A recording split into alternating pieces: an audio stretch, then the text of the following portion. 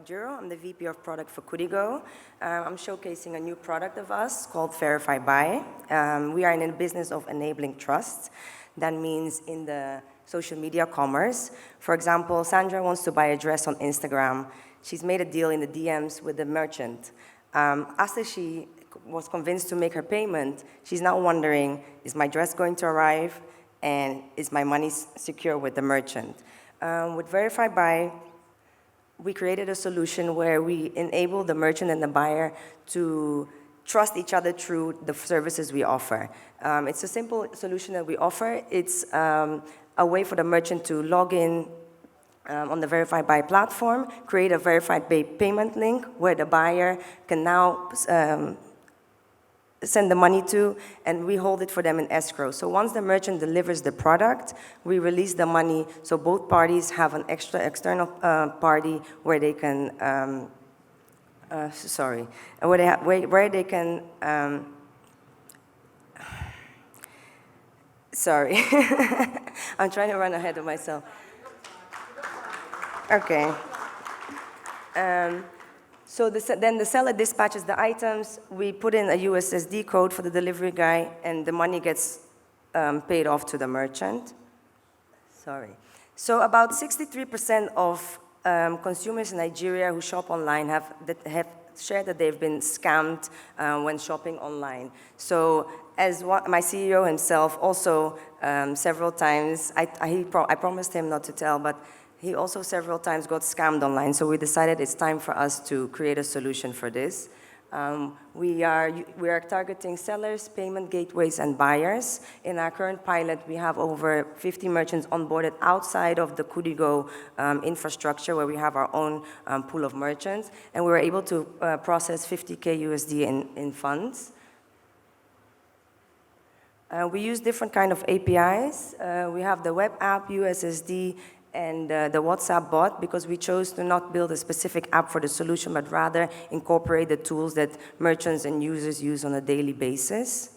We know the market, we have the data. We currently have over 60,000 merchants on our Kudigo storefront platform. So VerifiBuy is an extension of the solutions we offer for the retail technology.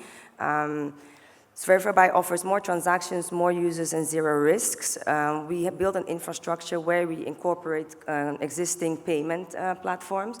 So our partners are Paga, Unipay, Paystacks. This to create a business of trust rather than for the merchant, but also for the payment gateways, where we have a revenue model where we share the transaction costs. Yes. Good. A round of applause for Irina. It's not easy. It's not easy. It's not easy. Sometimes, you know, it's nerve-wracking as it is, and then you get the technology on top of it. But we get the idea, and it's a fantastic solution. So we'll hand over to the experts to give you some questions. Thank you very much. I understand that the solution you bring is trust between the merchants and the buyers. How do you get both parties to trust you? We rely on the payment partners we have. They've already built a reputation.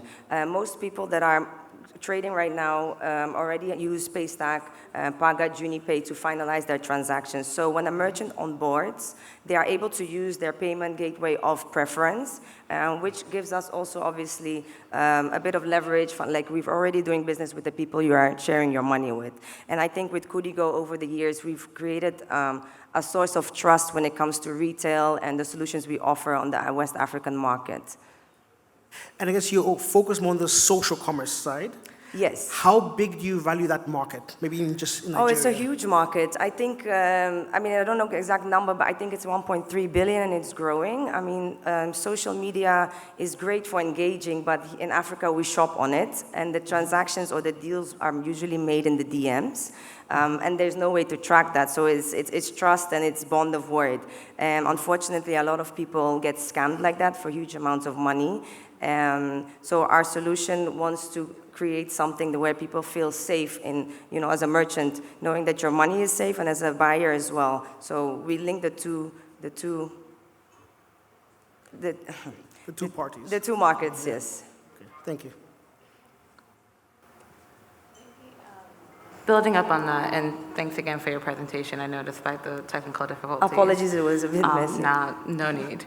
But I think to build up on that, so how do you convince, and maybe if you can walk us through, let's say, a customer acquisition strategy, how do you convince merchants to kind of like bring you on within their sales process, mainly because they're now including a middleman who's now taking a piece of the transaction, which reduces the money that comes to them. Okay. So how does that work for you? Okay, so we have a bit of an advantage because we have a pool of merchants we're currently using one of our products. So it's very easy for them to adapt already because they're used to working with us.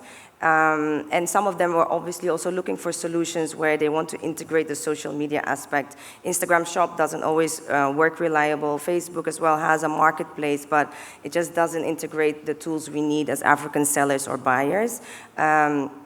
And a bit of like maybe, cross-marketing with the payment gateways, making sure that people, try it, test it, sharing stories, testimonies of people who are already transacting with VerifiBuy, and the ease of it actually. You don't have to download an app. You just, as a merchant, sign up on the web page, create a payment link, send it to the buyer, and the rest is kind of like a 1, 2, 3 step. So.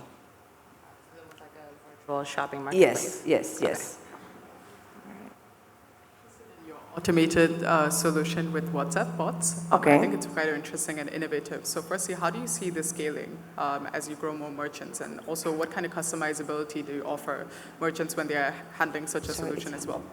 The WhatsApp bots. So how are you using that right now? So it's quite a unique solution. Okay, so we use it in a way the merchant can easily generate a link, follow up on it, and send it out and share it with the buyers. And the buyers can also release the funds.